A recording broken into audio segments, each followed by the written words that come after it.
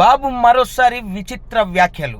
ఏపీలో రెండోసారి అధికారంలోకి వచ్చిన తర్వాత ఆ రాష్ట్ర సీఎం చంద్రబాబు నాయుడు విచిత్ర వ్యాఖ్యలు చేస్తూ అబాసు పాలవుతున్నారు. సెల్ఫ్ డబ్బా కొట్టుకోవడంలో తనను మించిన వారు లేరన్నట్టు ప్రగల్భాలు పలుకుతున్న బాబు ఇప్పుడు మేధావులు సైతం విస్తుపోయే విధంగా అతిశయోక్తులు వల్లిస్తున్నారు. తాజాగా గ్యాస్ తో వంట తన ఘనతే అని చెప్పుకున్నారు.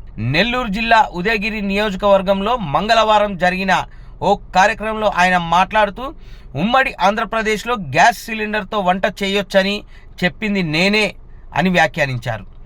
ఆడబిడ్డలకు వంట చాలా కష్టంగా ఉండేదని, దీపం పథకం కింద గ్యాస్ సిలిండర్తో వంట చేయొచ్చని చేసింది తానేనని చెప్పుకొచ్చారు. ఈ వ్యాఖ్యల వీడియో సోషల్ మీడియాలో వైరల్గా దీనిపై సెటైర్లు, మీమ్స్ పేలుతున్నాయి. ట్రెండింగ్లో ఏ టాపిక్ ఉంటే దాన్ని కనిపెట్టింది మీరే అంటూ చంద్రబాబుకు నెటిజన్లు చురకలు అంటిస్తున్నారు. నెక్స్ట్ క్రూడ్ ఆయిల్ నుంచి ఎల్పీజీ గ్యాస్ తీయొచ్చని గల్ఫ్ దేశాలకు సలహా ఇచ్చింది తానే అని చంద్రబాబు చెప్తారంటూ వ్యంగ్యంగా కామెంట్లు పెడుతున్నారు.